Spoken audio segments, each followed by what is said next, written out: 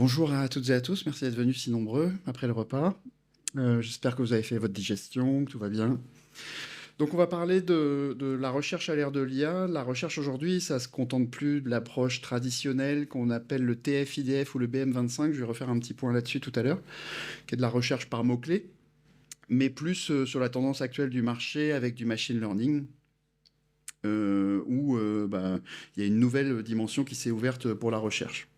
Donc cette conférence va donner un aperçu de ce que c'est la recherche classique, ce qu'on faisait jusqu'à présent. Ce que vous faites peut-être pas d'ailleurs, vous faites peut-être encore du select étoile from, hein, c'est possible. Qu'est-ce qu'un modèle de machine learning? Comment vous allez pouvoir l'utiliser?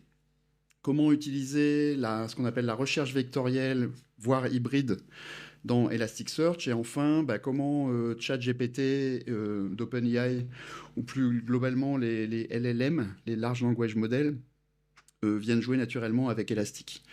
Donc l'idée, c'est de vous montrer comment construire sur une installation que vous avez sans doute déjà dans votre entreprise, un Elasticsearch, et des capacités que vous maîtrisez déjà. Vous avez les fonctionnalités qui permettent de faire de la recherche vectorielle. Donc c'est pas la peine de rajouter un nouveau moteur à côté qui ferait de la recherche vectorielle. Vous avez tout ça, toute cette puissance en interne. Et en plus, si vous connaissez déjà Elasticsearch, pour ceux qui connaissent déjà Elasticsearch ici, qui ont fait... Oula, beaucoup, très bien. Donc vous savez déjà que vous avez beaucoup de bonus à utiliser de l'Elasticsearch déjà. Donc vous allez pouvoir cumuler les deux. Donc c'est vraiment sympa à faire. Pendant la session, il y aura des parties qui sont dans la version payante d'Elasticsearch. Ok. Donc il y aura un petit bandeau commercial qui s'affichera clairement. Tout le reste, c'est dans la version gratuite. D'accord? Comme ça sera clair. Pas de trucs cachés. Mais voilà, l'essentiel, ça va être dans la version gratuite.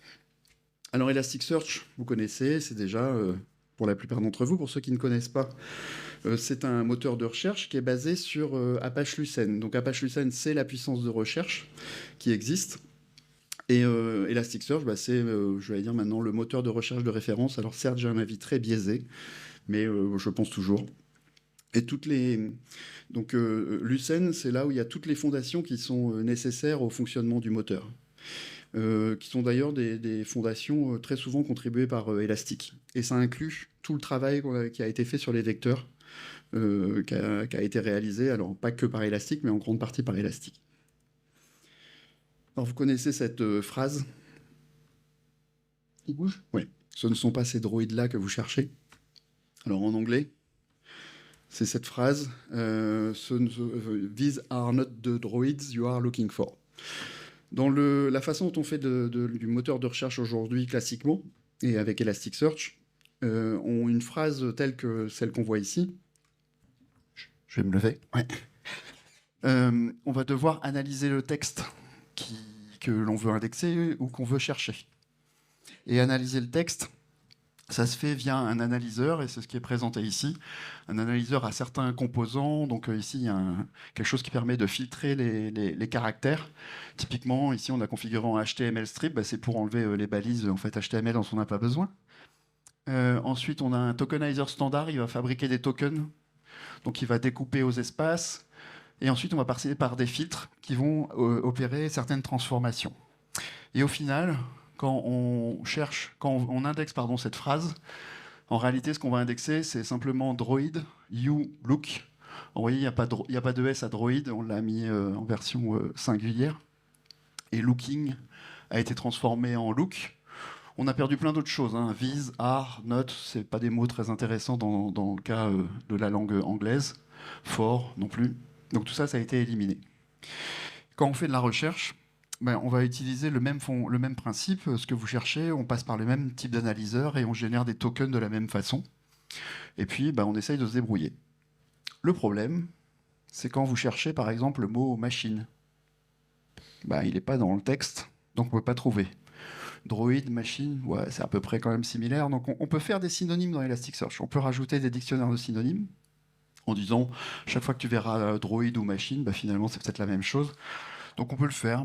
C'est la recherche en fait dans Elasticsearch et dans Lucene basée sur les tokens et les mots-clés. Elle est très bien quand vous avez assez peu de mots à chercher. Mais quand vous commencez à faire des longues phrases, là où il y a du sens en fait dans la phrase, par exemple le note de droid, Note, ça a du sens. Non, c'est pas ça. Ça, vous risquez de le perdre quand vous faites de la recherche par mots-clés. Quand vous voulez faire de la recherche d'images ou d'audio, là, c'est plus possible avec du texte, il faut trouver autre chose. Et ne plus faire de recherche sémantique, finalement, et faire ne plus faire de recherche littérale, et plutôt faire de la recherche sémantique. C'est l'inverse. Alors, qu'est-ce que c'est que la recherche sémantique? Donc, Elasticsearch, vous savez, pour la recherche. Mais Elasticsearch, c'est aussi faire ce qu'on appelle du vector search. Alors, qu'est-ce que c'est que le vector search et qu'est-ce que c'est qu'un vecteur? Alors, pour ceux qui ont déjà fait de l'IA, je ne vais rien vous apprendre. Mais bon, je vais faire un petit rappel. Et pour ceux qui n'en ont jamais fait, vous allez peut-être comprendre comment ça fonctionne. Donc l'idée, c'est de générer ce qu'on appelle des embeddings, qui représentent vos données de façon numérique. Et ces données, on va les mettre dans les documents qu'on souhaite indexer.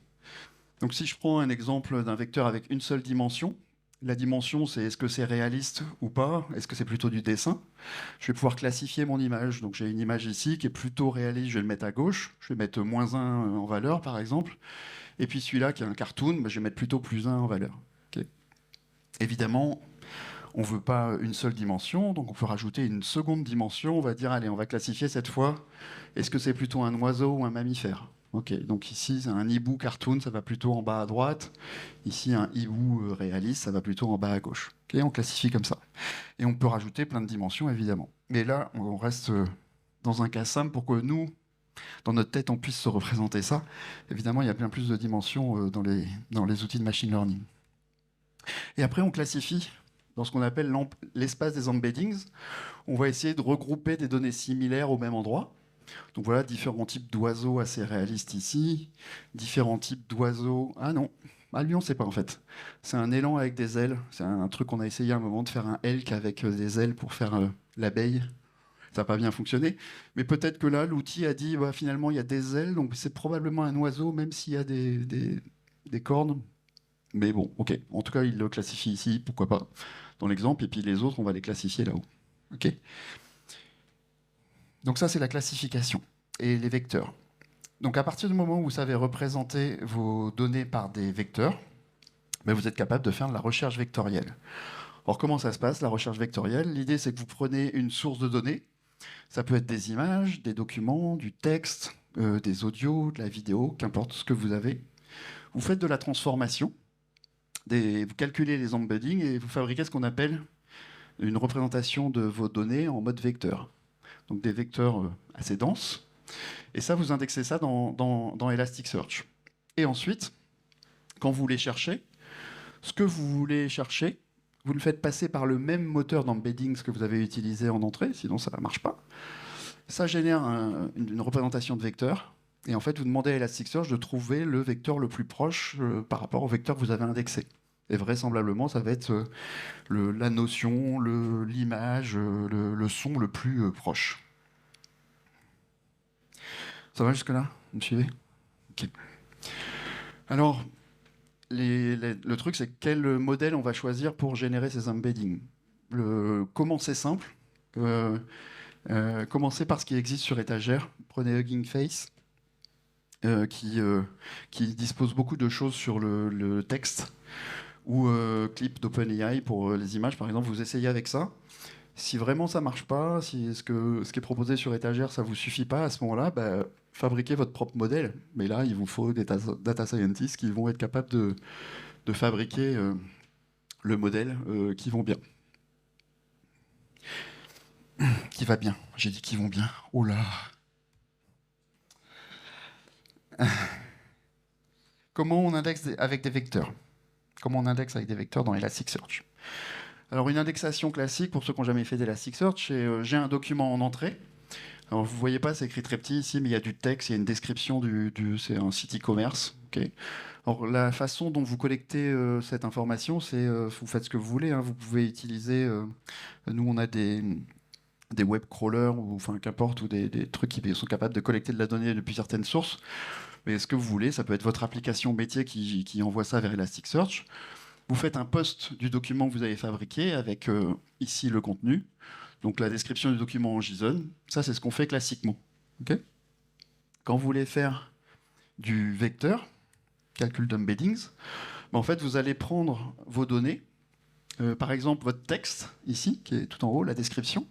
Vous le faites passer par un petit script en Python, qui vous appliquez le modèle de machine learning qui va bien. Ça vous génère des vecteurs, et ces vecteurs, vous les ajoutez dans un champ particulier. Je vous montrerai tout à l'heure dans le mapping, il y a un truc à faire dans Elasticsearch.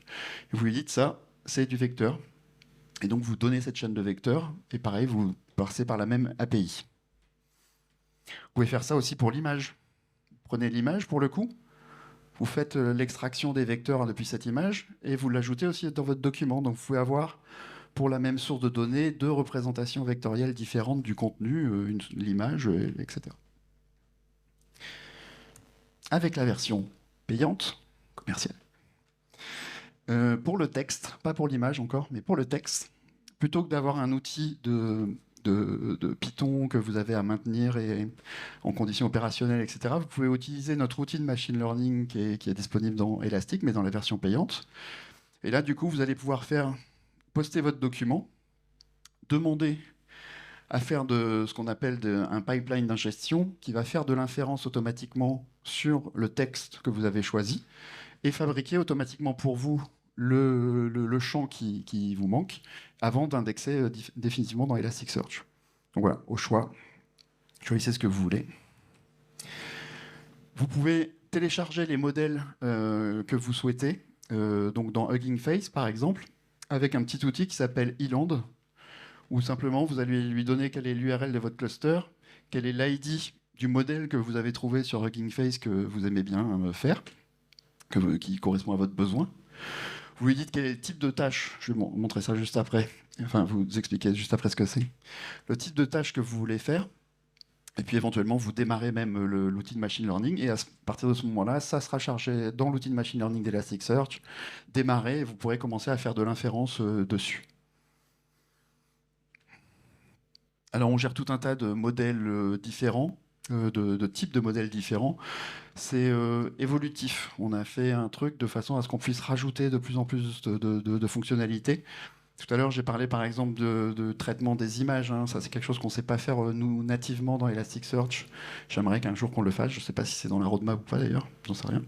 Voilà, vous pouvez faire de la classification de texte, trouver des entités nommées dans vos documents pour taguer vos documents en disant ah là j'ai vu des politiques, j'ai vu des pays, j'ai vu des choses comme ça. Il y a analyse de sentiments. Je le vois pas là. Ouais, je sais pas où il est. Fill mask mode, ça j'aime bien, ce truc-là, les modèles. C'est vous faites une phrase avec des espaces à trous et il faut compléter, il faut trouver les mots-clés. Ce genre de choses qui sont supportées. Alors comment on cherche avec des vecteurs?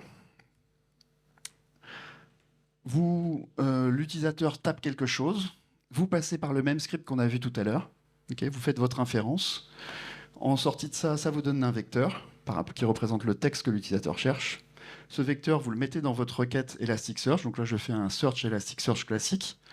La différence, c'est que j'appelle quelque chose qui s'appelle KNN ici, pour lui dire que je vais faire justement de la recherche vectorielle. Et je lui passe le vecteur qui a été calculé par Python. Et on est dans Elasticsearch, donc on peut faire autre chose. On n'est pas limité au vectoriel. Ici, on peut aussi filtrer. C'est peut-être pas la peine d'aller chercher dans tout mon dataset toutes mes données. Si je sais que la personne là qui navigue sur le site, elle est dans l'univers collection pour femmes, c'est pas la peine d'aller faire de la recherche vectorielle chez les hommes. Donc on couple les deux. On couple du vectoriel avec de la recherche classique que vous connaissez chez Elastic. Okay.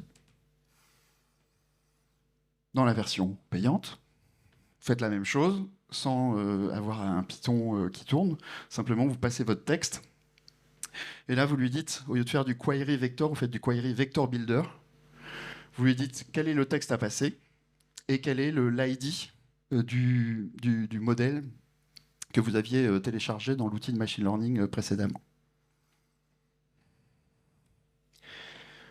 Alors comment ça fonctionne en vrai, côté Lucene?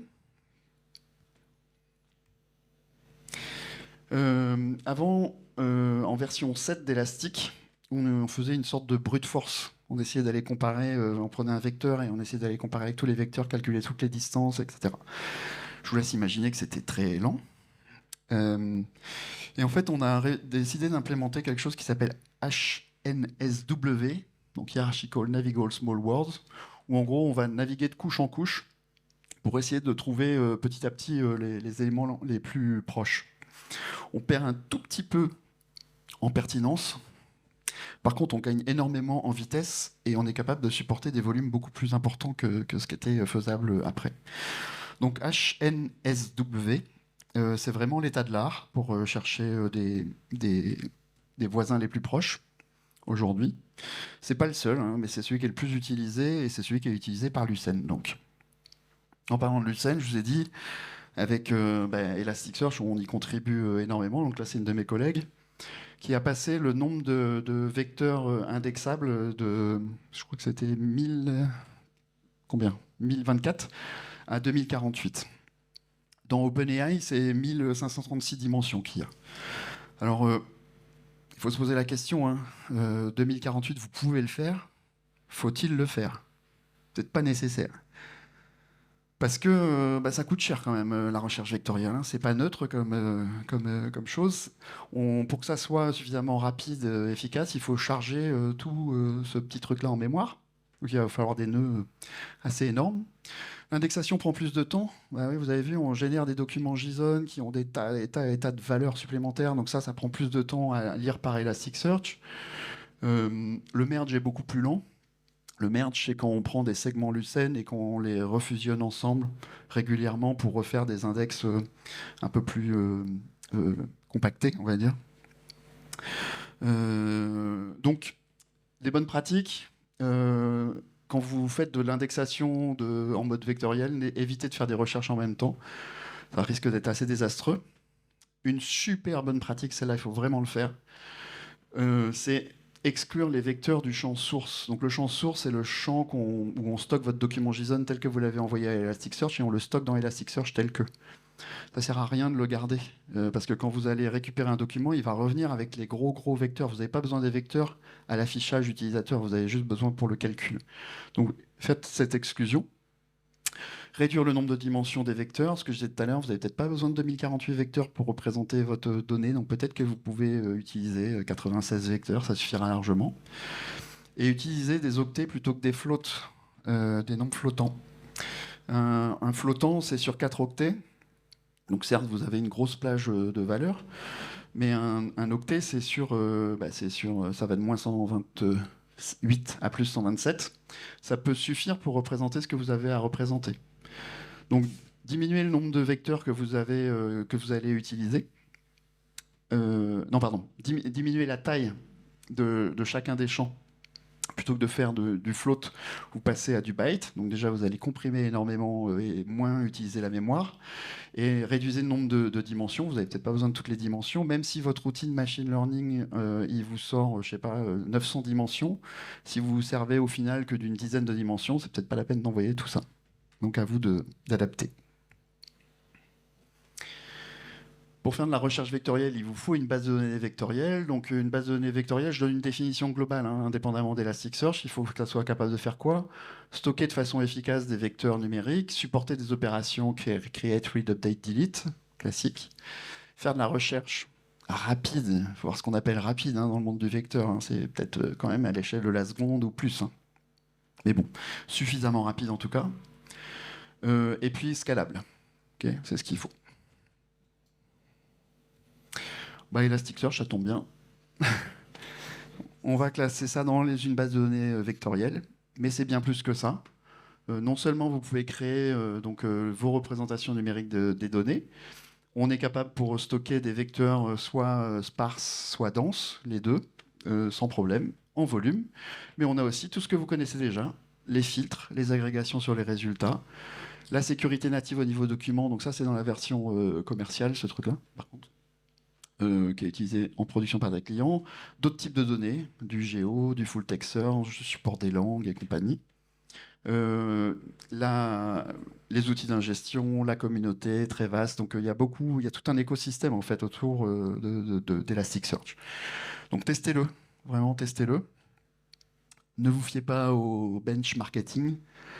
Testez vous-même avec vos propres données ce que vous avez à faire, parce que très souvent les vendeurs vous disent que leur produit est meilleur, blablabla. Bla. Bon, testez et vous verrez ce que ça donne exactement. Donc on a vu la recherche vectorielle, comment ça fonctionne, etc. On a vu au tout début la recherche standard. On va voir la recherche hybride, parce qu'on peut faire des deux. On peut très bien faire du calcul de score basé sur les termes, qui est l'ancienne méthode, TF-IDF, BM25. Compléter ça par du score de similarité vectorielle. On combine les résultats, et ça nous donne notre résultat 7. Donc c'est ça la recherche hybride. C'est ne pas se limiter uniquement à la recherche soit vectorielle, soit basée sur les termes. Et tout ça dans le même système, de façon à avoir évité à faire plusieurs allers-retours, etc. Donc ça se marche comment, la recherche hybride? Ben, c'est ça. Vous faites une requête, vous faites votre recherche vectorielle aussi, vous mettez les deux.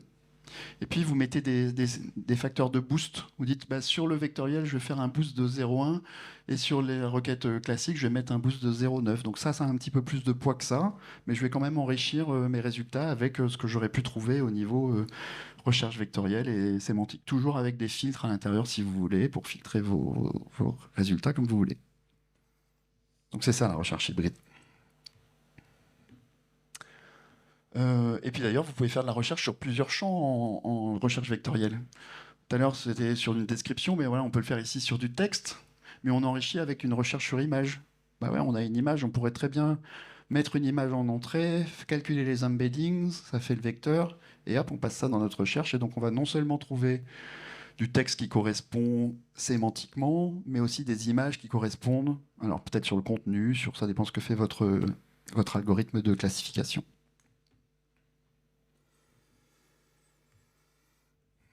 Alors chez Elastic, on a fabriqué un modèle qu'on met à disposition de nos clients payants, qui est un modèle sur étagère et qui fait ce qu'on appelle de l'expansion de texte. Donc, je vais vous montrer ça dans un moment.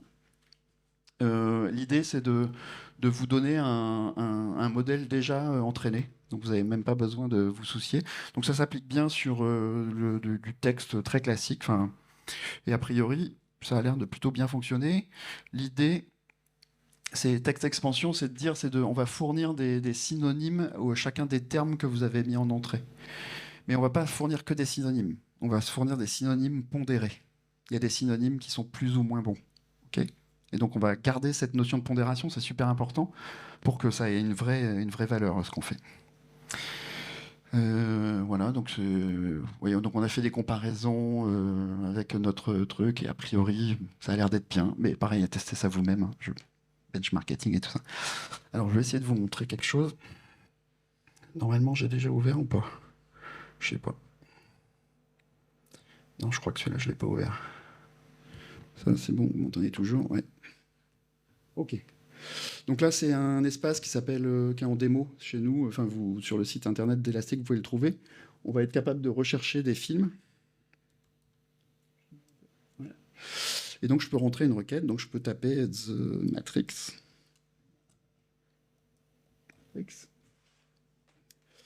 À droite, on a le résultat en BM25 classique, avec juste du pur Lucene. Et à gauche, on a avec notre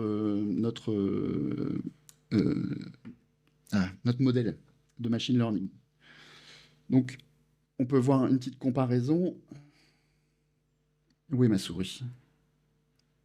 Elle est là, voilà. Donc ici, on a à peu près les mêmes choses, pas dans le même ordre. Ok, ils y sont. Et puis après, tac, tac. Là, on a The Animatrix, ouais, tout ça c'est bon. Final Fight Osiris. Ah, ici, on a celui-là, Superhuman, The Invisible Made Visible. Je sais pas pourquoi, il doit y avoir des noms, des choses qui concernent des matrices à l'intérieur de ce texte-là. Je sais pas, je sais pas si ça a plus de poids. Final Flight Osiris. Ici, on en a un petit peu plus. On a Origins. Bon, je ne saurais pas trop vous expliquer pourquoi on a ces résultats-là, mais en tout cas, ils sortent d'autres résultats. Un truc qui va être plus sympa, c'est de chercher Movies in Space. Ok. Donc ici, on a... Alors moi, j'aime bien celui-là, le deuxième, Cinéma Paradiso. Et alors là, en BM25, il doit y avoir Movies dans le texte. Et donc, du coup, ça sort. Ici, non. On va vraiment trouver des choses qui sont un petit peu plus correctes, plus logiques. Ok.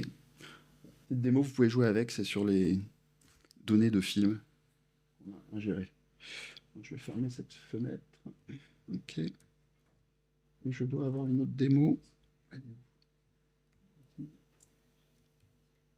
Ah. Où est ma souris encore? Elle est là.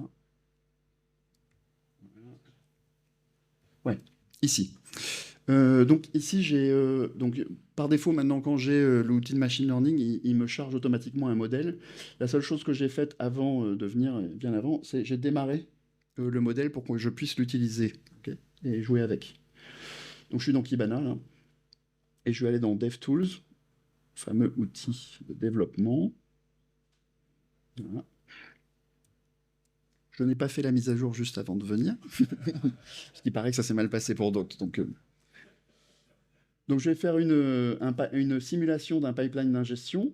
Je vais donc faire de l'inférence, ce qu'on veut faire, et je lui dis voici l'ID du modèle que je veux utiliser. Okay, et donc sur le champ que je lui passe dans mon document source, je lui dis ce ne sont pas les droïdes que vous cherchez, Obi-Wan ne t'a jamais dit ce qui est arrivé à ton père, et non, je ne suis pas ton père. Okay, donc j'exécute cette inférence. Et là on voit, ouais, 85 millisecondes, ça va, c'est pas trop long, que en fait l'inférence, ce qui sort de ce texte-là, these are not the droid you are looking for, il me sort ici par exemple Lucas avec cette pondération. Alors je sais pas, ici DR, je sais pas pourquoi, DR comme droïde peut-être, ou docteur, je sais pas ce que ça veut dire. En tout cas, il trouve tout un tas de synonymes pour lui. Tiens, il a trouvé Jedi par exemple, avec cette pondération-là, à partir de ce texte. Sans qu'on ait eu quoi que ce soit entraîné, c'est le modèle de base qui a trouvé tout ça. Ok, Wars, il a trouvé Gundam aussi, enfin bon, truc. Pareil pour après Obi-Wan never told you what happened to your father, donc Fate, Boss, Death, Lucas, il y a encore du Lucas, etc. Ça veut dire que si je cherche un film de George Lucas, vraisemblablement, je vais être capable de le trouver. Alors plus ou moins de pondération, mais je vais le trouver celui-là. Okay. Luke, Leia, comme Leia, je sais pas, je suppose. One, Jedi, encore une fois. Bien.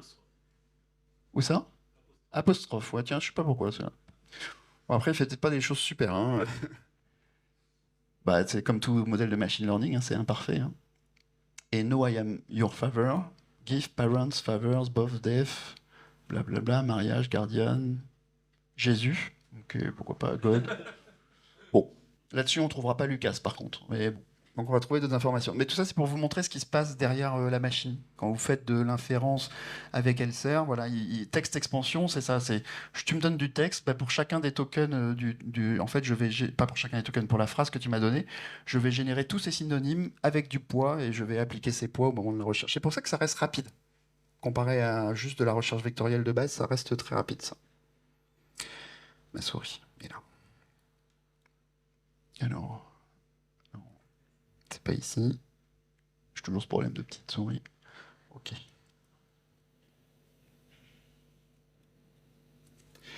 Ok.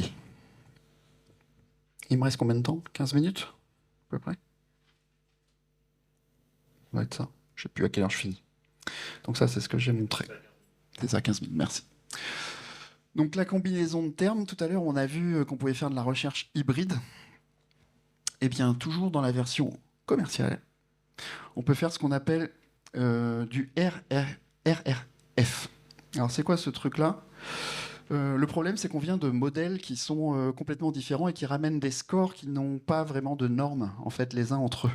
Donc l'idée, c'est d'arriver à faire du ranking qui soit cohérent, en fait, en fonction des méthodes qui sont disponibles.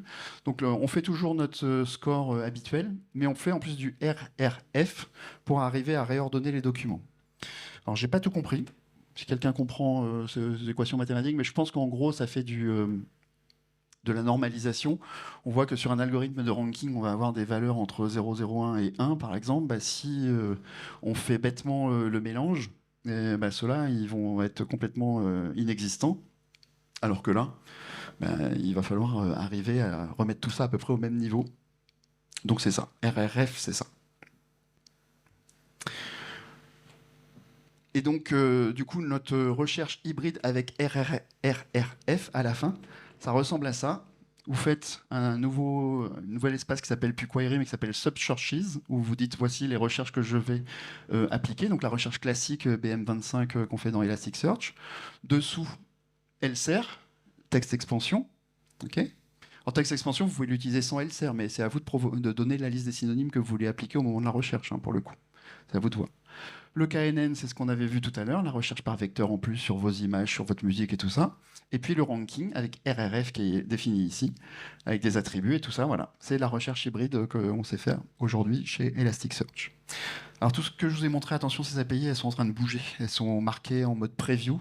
Elles vont bouger, c'est sûr. Donc soyez pas surpris si vous testez que dans la version 8.10, ça devrait bouger, dans la 8.11 aussi, ça devrait bouger tout ça. Alors, c'est certaines parties. Du coup, c'est le LCR qui est commercial et le RRF qui est commercial. Ok. Mais texte expansion, vous pouvez l'utiliser si vous n'utilisez pas LCR. Donc, toute cette première partie, ça marche, mais pas RRF. Donc oui, ce qui est gratuit versus payant. Donc dans la partie gratuite, vous faites du KNN avec ces histoires de couches là. Ok, donc vous fournissez vos propres embeddings en gros. Attention à la mémoire, hein, tout ça, ça doit tenir en RAM. C'est du off-heap, mais ça doit tenir en RAM. Et sinon, vous faites de l'inférence côté Elasticsearch où vous allez générer les embeddings et vous allez pouvoir utiliser LCR dans la version payante. Au moins, vous savez où est la différence. Alors, je vais vous montrer autre chose. Comme il reste, c'est bon. 8 minutes, il va falloir me dépêcher. 13. Oh, 13 minutes. Oh, je me dépêche pas. Vous n'aurez pas de questions, c'est très clair. J'ai repris le code qu'a développé un de mes collègues, Alex, qui a fait une super démo, je trouve. Donc l'idée, c'est qu'il a pris des fichiers audio, des waves. Il a fait une analyse avec du Python et des petits scripts Python et puis un truc de machine learning. Ça a généré des embeddings. Il a indexé ça dans une base Elasticsearch. Et après, l'idée, c'est qu'il chante. Il fait quelque chose. Vous savez, c'est le truc qui nous énerve des fois. Ah, c'est quoi cette musique? J'arrive pas à la reconnaître. Mais pas genre Shazam, mais un truc. Tu te rappelles, ça fait. C'est ça. Bon, voilà. Donc, c'est un peu l'idée. Ce wave, on le prend, on passe par le même script et on fait notre recherche avec les embeddings que je vous ai montré tout à l'heure comment ça marchait. Et ça récupère les résultats. Donc, je vais vous montrer ça. Alors, c'est ça. J'ai mis le micro sur la prise. Mais non, soyez pas inquiets. Oui, tout cela est maîtrisé. Donc ça va faire un peu de bruit par contre. Voilà, ça va faire un petit peu de bruit. Enfin, j'espère. Entendez? Donc c'est sur mon GitHub, il y a un truc Open in Collab et vous pouvez le rejouer vous-même. Tout simplement, ce que j'ai fait, c'est que j'ai configuré, voici quelle est mon instance cloud, mon login, mon mot de passe. Et puis après, j'ai exécuté un setup, les dépendances et compagnie. Alors, les parties qui sont intéressantes, c'est ça. J'ai chargé le modèle de machine learning qui permet de faire ce tagging audio et cette identification des musiques. Donc ça, c'est une librairie qui existe dans le monde Python, hein. Ça t'agace, hein? Ça t'agace. Ok. Oui. Mais le son de quoi, du coup? Ah, d'accord. Ok. Je te dirai. Je le fais pas ici parce qu'il y en a pour 5 minutes à exécuter ce truc-là, hein, donc c'est un peu long. Donc là, je vais juste tester que j'ai bien une connexion avec Elasticsearch et renvoyer les infos. Donc ouais, j'ai pas la toute dernière version parce que j'ai pas voulu faire la mise à jour. J'ai la 8.9.1 au lieu de la 8.9.2. Et donc ici, je vais créer mon index Elasticsearch. Donc dans le mapping que je vais faire, c'est ce que je vous ai dit, bonne pratique. On exclut les vecteurs du source. Ok. Donc tout ce qui va être audio embedding, je vais l'enlever. Et audio embedding, vous voyez, c'est un dense vector. Donc là, on a mis 2048. Je pense qu'il n'a pas dû bien lire la doc, mon collègue, mais il fallait pas mettre autant, je pense. Ça sert à rien. Est-ce qu'on indexe, etc. Et puis ensuite, on rajoute un champ texte, un champ timestamp, un champ title et un champ genre. J'exécute ça. Donc en même temps, qu'est-ce qu'il m'a fait? Il m'a effacé l'index qui existait, il m'a créé le nouvel index. Très bien. Je vous passe le code, je vous montrerai le code quand il y aura besoin. Ici, j'ai des fichiers audio, donc j'en ai 13. C'est ça? Je sais plus combien, oui, un certain nombre qui sont ici. Ok. Comment? Oui, on va y aller. Et donc, je vais aller lire chacun des fichiers et l'indexer. Donc, je vais lancer l'exécution, puis je vous lis le code. Donc là, on a fait une petite liste de genres, bon, juste pour classifier l'information, pour juste vous rappeler qu'on sait faire les deux, les vecteurs et la recherche classique. Et pour chacun des fichiers disponibles, on va aller chercher les embeddings. Et ça, normalement, il veut pas le faire quand il tourne. Ah, bon, c'est pas grave, je vais regarder d'ici. Code. La génération des embeddings, c'est tout simplement lire le fichier audio et puis appeler le modèle de machine learning que j'ai chargé tout à l'heure, faire de l'inférence et récupérer les vecteurs. Donc c'est ça, globalement. Hop, je redescends. Est-ce qu'il a fini? Oui, donc ça y est. Donc là, il m'a fait tout ça. Je récupère le genre, je récupère le nom de la chanson et je fais store in Elasticsearch. Tout à l'heure, il me proposait un petit truc pour aller voir le code. Bon, il veut plus. Donc store in Elasticsearch, qu'est-ce que ça fait? C'est ici.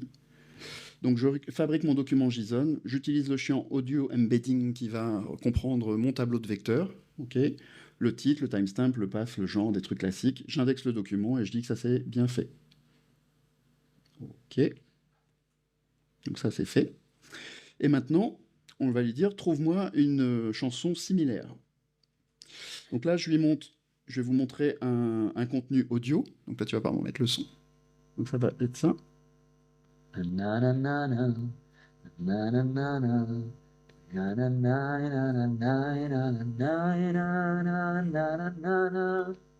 Ok, donc ça c'est le son qu'on souhaite chercher. Tu peux couper là, tu peux recouper le son. Ah oui, il faut que tu restes là-bas. Hein. Donc, du coup, vous avez compris le principe. J'ai dit, il faut que je génère les mêmes embeddings que j'ai utilisés à l'indexation qu'à la recherche. Donc, sur mon fichier audio, je génère mes embeddings. Si ça vous amuse, on regarde à quoi ça correspond. Voilà, c'est un tableau comme ça de valeurs, et il y en a plein. Ok. Et donc, du coup, cet embedding là, je vais l'utiliser dans ma requête. Donc, si je vais voir comment est faite la requête, ça je vais effacer, j'en ai plus besoin.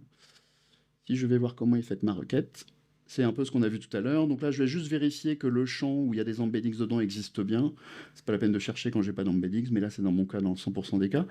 Et là, je fais du KNN sur le champ où j'ai les embeddings. Et puis voilà, je lui passe mon tableau de vecteurs, enfin mes vecteurs. Okay.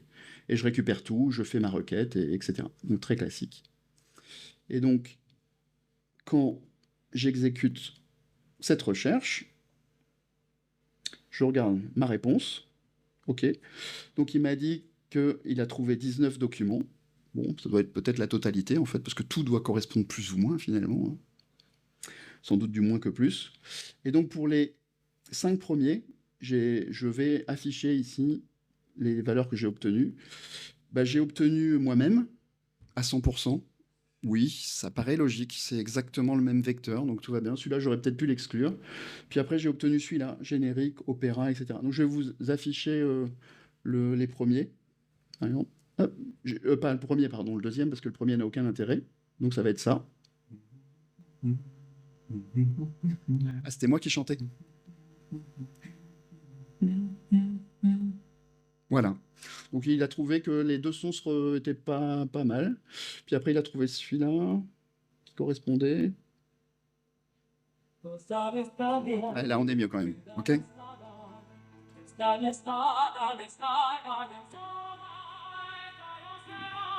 Voilà.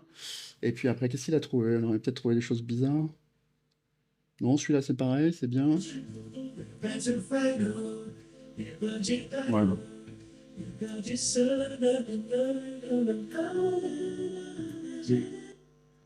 Et puis le dernier, allez, pourquoi pas.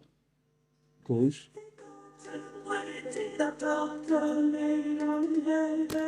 Aucun rapport. Alors, aucun rapport pour nous en tant qu'êtres humains. Par contre, d'un point de vue vectoriel, il y a sans doute un rapport entre les documents. Probablement parce que, bah oui, c'est de la capella. Donc tout à l'heure, c'était de la capella aussi. Peut-être que ça se ressemble un peu plus que du reste. Pourquoi pas. Voilà, je pourrais vous le montrer pour Mozart, mais je pense que ça n'a pas spécialement d'intérêt. Bon, c'est le même principe. pour moi, enfin, la puissance de tout ça, c'est pas spécialement Elasticsearch, là, pour le coup, hein, c'est quand même l'outil qui a été capable de générer les vecteurs, hein. Pour moi, l'intelligence, elle est là. Ce que va faire Elasticsearch, c'est juste vous mettre à disposition l'outil qui vous permet d'indexer, de requêter tout ça, que vous avez fait, suivant vos propres besoins à vous.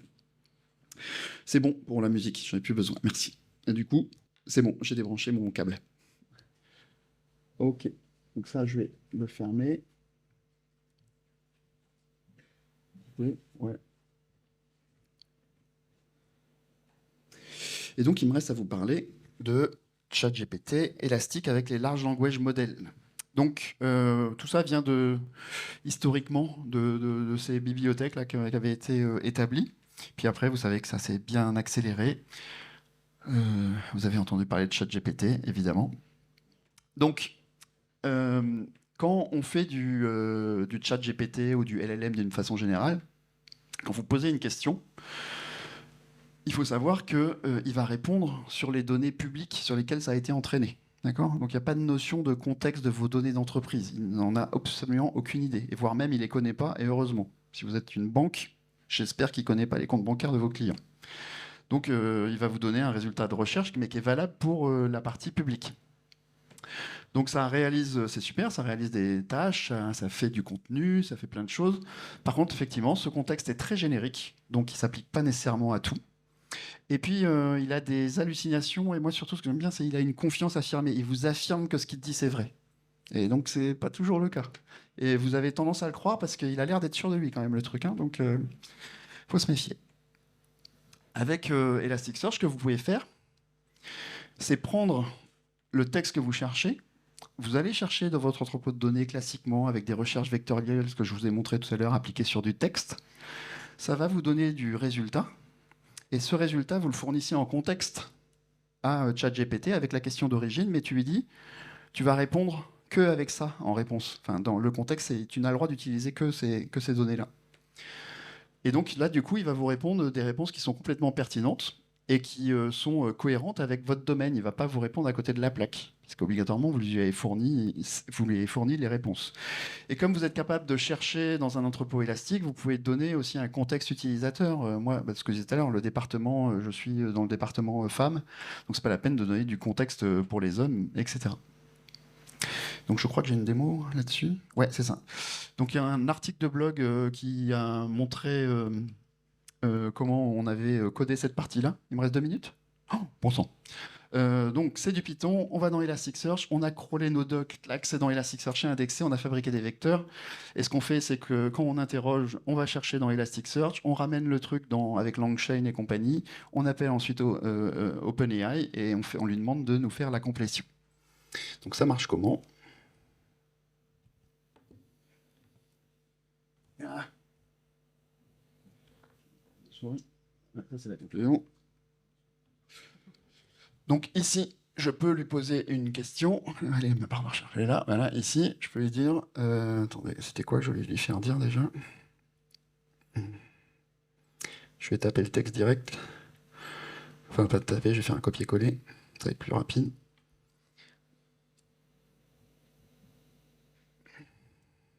Pomme V.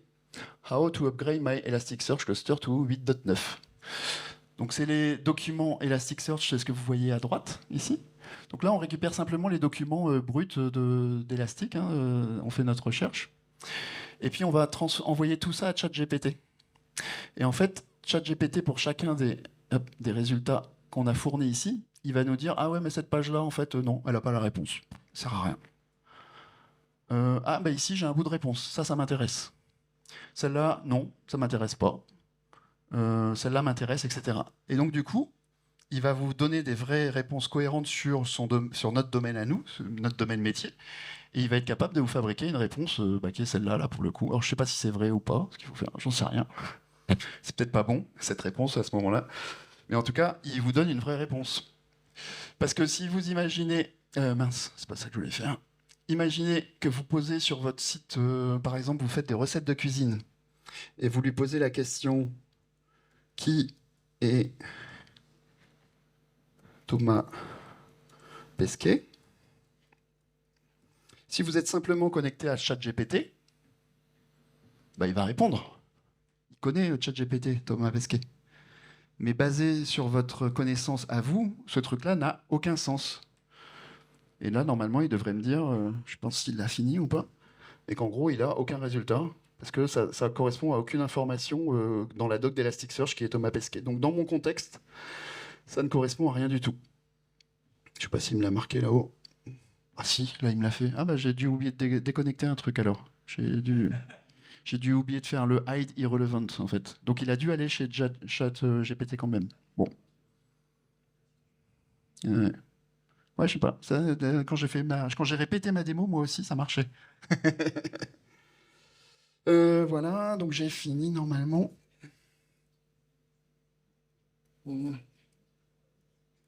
Et mince. Voilà, c'est ça. Donc, ce qu'on a vu, recherche lexicale, c'est enrichi en sémantique. Vous prenez vos textes, vos images, etc. Vous faites de la recherche sémantique. On a une API donc, qui va être modifiée. Attention, je vous le redis, ça va être complètement changé. On a sorti une notion, c'est un concept, c'est pas un produit. Ça s'appelle SRE, c'est notre vue, c'est notre façon de faire de la recherche sémantique, ce que ça veut dire pour nous. Donc, ça concerne tout ce que je vous ai cité tout à l'heure. Pour faire de la recherche intelligence artificielle, il vous faut des données, des textes, des images de la doc, des capacités en langage naturel, de la recherche textuelle et vectorielle. Il faut que vous soyez capable de faire tout ça. Utiliser des langages publics, des LLM et des données privées ou publiques. Et ben ça tombe bien, c'est ce que fait SRE et donc Elastic finalement. L'ingestion, de la recherche vectorielle, ce que je vous ai montré au cours de la session, la recherche hybride entre les deux et la flexibilité des modèles. Vous pouvez rajouter des nouveaux modèles comme vous le souhaitez. Si vous avez envie de participer à un meet-up élastique, mais j'ai plus le temps, c'est celui-là, le truc. Et je vous remercie de votre présence, donc j'ai pas de temps pour les questions. Merci.